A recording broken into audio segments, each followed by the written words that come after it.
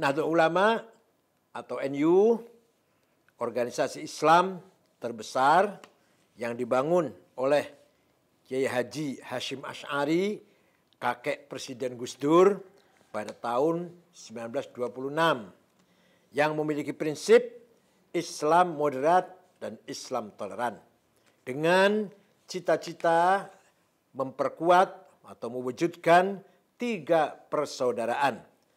1, persaudaraan sama umat Islam, lintas aliran, lintas sekte.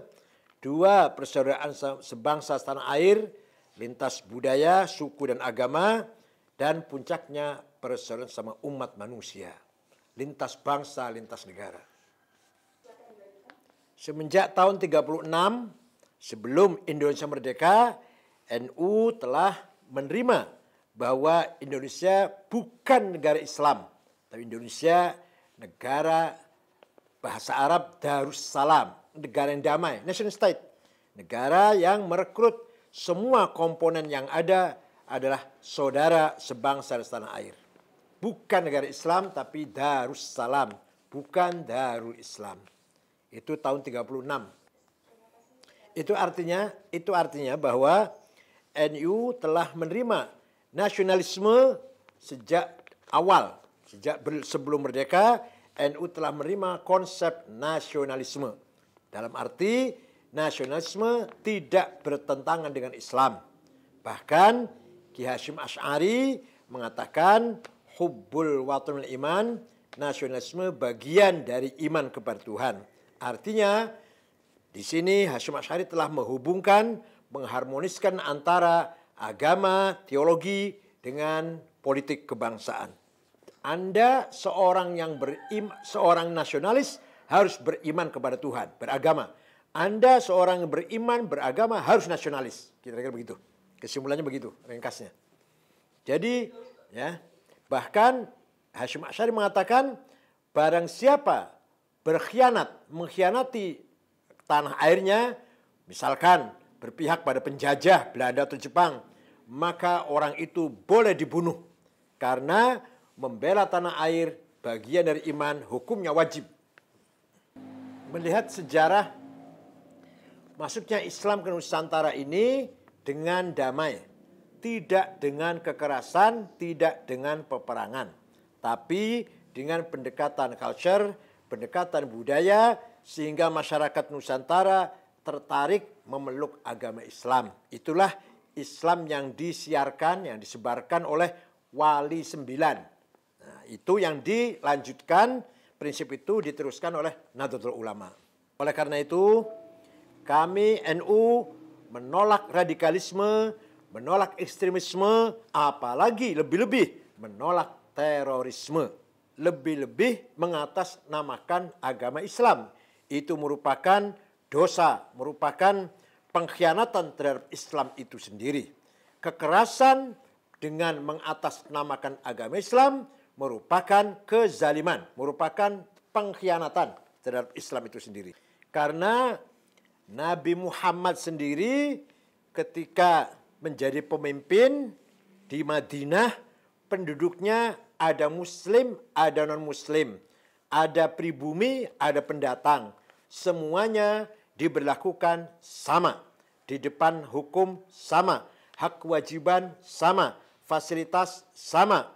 Bahkan beliau mengatakan, kalau dalam bahasa Arab, wala udwana illa 'alal zalimin, artinya tidak boleh ada permusuhan kecuali yang melanggar hukum. Nabi Muhammad sendiri tidak mendeklarkan negara Islam, tidak, dan tidak mendeklarkan negara Arab, tapi negara Madinah, negara yang berperadaban, berbudaya, civilized. Dan itulah yang dinamakan negara Madinah, negara yang memberlakukan masyarakatnya tanpa pandang bulu, lihat agamanya apa, sukunya apa, kelompok apa, budayanya apa. Itu namanya negara Madinah. NU sendiri mempunyai 91,4 juta members di negara Indonesia. Dan beberapa cabang di luar negeri, 34 di seluruh dunia. 34 cabang di luar negeri. Di dalam negeri dari pusat sampai ke dusun-dusun ada NU. Walaupun di situ minoritas Muslim, tapi tetap ada NU. Di Papua, di NTT, di setiap dusun, setiap desa, kecamatan ada Nahdlatul Ulama. Kita mempunyai lembaga pendidikan independen yang namanya pesantren. NU mempunyai lebih dari 22.000 pesantren. Nah, dari pesan inilah bangsa Indonesia menjadi bangsa yang beradab, umat Islam berperadaban, Muslim yang bertoleran, Muslim yang berakhlak mulia dari hasil didikan pesantren sampai sekarang. Maka kami alhamdulillah walaupun kami mayoritas tapi melindungi yang minoritas. Tidak malah menindas, tidak menindas minoritas, bahkan melindungi. NU menghormati perbedaan agama, Katolik, Kristen, Hindu, Buddha, Konghucu, saya lindungi, kami lindungi. Suku-suku kecil, kelompok-kelompok kecil, kami melindungi. Semua adalah saudara saya, saudara Nahdlatul Ulama. Dan NU telah berhasil mempertahankan, andil besar mempertahankan keselamatan negara Republik Indonesia. Bandingkan dengan negara-negara Islam di Timur Tengah. Di sana selalu konflik, perang saudara. Kenapa? Karena belum harmonis antara Islam dan nasionalisme. Pemahaman Islam belum harmonis dengan semangat nasionalisme. Beda dengan di Indonesia. NU mempunyai pandangan bahwa Islam sesuai dengan nasionalisme, nasionalisme sesuai harmonis dengan Islam. Dalam ikut menangani pandemi COVID-19 ini, NU sangat terbuka, sangat inklusif. Kita beri bantuan tidak pandang bulu, tidak melihat agamanya apa, suku apa. Semua yang kena COVID-19 kita bantu semaksimal mungkin. Dan alhamdulillah berjalan dengan baik. Kami pun sering membantu peribadatan dari agama lain. Misalkan Natal, gereja-gereja Katolik Kristen minta bantuan dijaga oleh Ansor, pemuda NU. Kami bantu.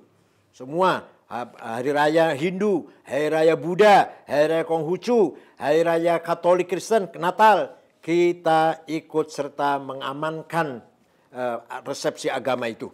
Dan bahkan agama Konghucu dianggap negara resmi oleh Presiden Gus Dur. Sebelumnya dilarang. Presiden Abdurrahman Wahid itulah yang mengakui agama Konghucu sebagai agama resmi sebagai bangsa Indonesia. Menurut pendapat saya, Islam seperti inilah Islam yang benar, Islam yang seperti misi Nabi Muhammad yang harus diikuti oleh seluruh umat Islam dimanapun berada. Dan saya yakin inilah Islam yang akan abadi sampai di hari kemudian. Islam sekali lagi, Islam yang toleran, Islam yang moderat, Islam menghormati perbedaan, menghargai perbedaan Bhinneka Tunggal Ika. Kami selalu menjaga situ semuanya dan NU akan selalu ada sebagai kekuatan civil society di negara Indonesia ini. Sekian, terima kasih. Wassalamualaikum warahmatullahi wabarakatuh.